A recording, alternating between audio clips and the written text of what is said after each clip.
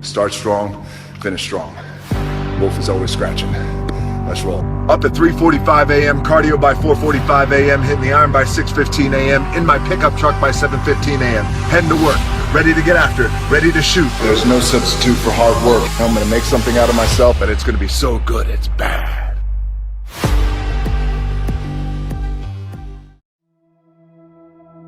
Instead of telling you what I think you should be doing, or how you could be better, or I thought, well, let me just speak from the heart, speak from my gut, and really not have anything prepared, but just tell you what's worked for me. And maybe some of the stuff that's worked for me might work for you now, currently, presently, as you guys have your goals and ambitions, but then further on down the line, as you guys continue to live your life. This idea and this notion that you could be anything you want, you can accomplish anything you want, right? We hear that. You've heard that from the time you were little boys. You hear that now. You're already incredibly accomplished. You guys know that. The thing that has worked for me is to remember the hard times. So, and I'm sure you guys all have your processes. And again, I'm going to tell you what's worked for me. So before a big movie comes out, before, back in the days when I was wrestling with WWE, a WrestleMania match, anything big that would happen, I would always take a moment and I'd just remind myself, all right, I was evicted when I was 14. We were kicked off the island. We couldn't live in Hawaii. Had no place to live. A lot of shit happened then when I moved to Nashville. I was arrested multiple times by the time I was 16 years old. I would remember that, and it allows me then to be present in the moment and understand, holy, the stuff I have around me right now, this is the shit that I dreamed of when I was a kid. I am here. I played for University of Miami, played for great teams. Warren Sapp, Ray Lewis, they were my teammates. They were balling. Warren Sapp was playing tight end that time. I was starting defensive tackle. Yeah, they moved him over to D-line. And he looked at me, he's like, yo, dude, I'm gonna take your spot. And I said, you ain't taking my spot.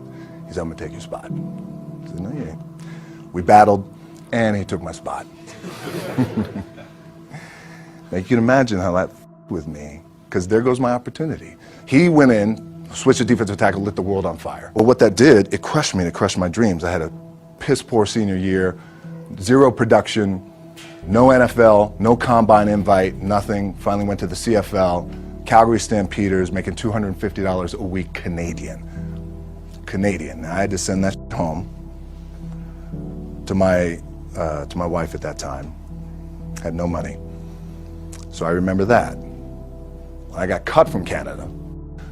My dad, in his pickup truck, came down 4 o'clock in the morning, picked me up in Miami from Tampa. We lived in a little apartment in Tampa. He drove down in his little pickup truck to Miami to get me when I was cut from the CFL. And I thought, well, I leave home like you guys left home. I'm ready to tackle the world, to get after it, achieve my dreams and goals. Crushed by 22, 23 years old. Now I got to move back in with my mom and dad. I played on great teams, though. Wait a second, this is not supposed to be my future. I'm supposed to be in the NFL right now. I'm supposed to be making a lot of coin and buying my parents, buying me, taking care of my wife, but it never happened. So I pulled out my wallet. I thought, well, let me see how much money I have. I opened it up. I had a 5, a 1, and change. Well, at least I rounded up to $7. But I thought, God, ain't this a bitch? I got $7 in my pocket. Where the f do I go now? What do I do? I can't go back to CFL. The point comes where you hear that voice, the big run's over. Like, you're done, right? So I heard that voice. So as Coach was saying, man, I hold on to that. I'm telling you, I keep my back is up against this mother.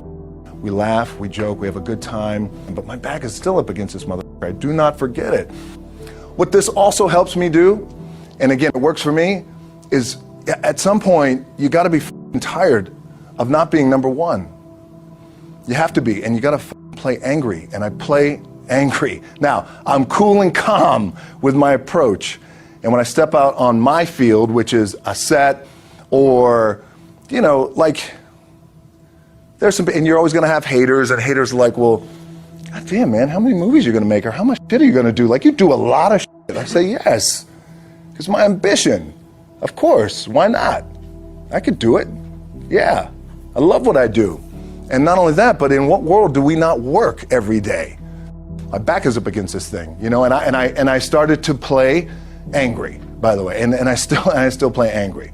My last match, Brock Lesnar, transitioned, and I realized if I had to be great at something, I wanted to be great in this world of Hollywood and movie making and producing and entertainment, I had to commit, and like you guys have to commit. Obviously, you commit to something, commit to the goal.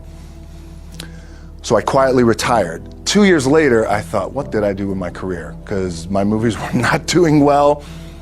I was written off. It was around 2006, 2007. I was like, I left, I pulled a Jim Brown.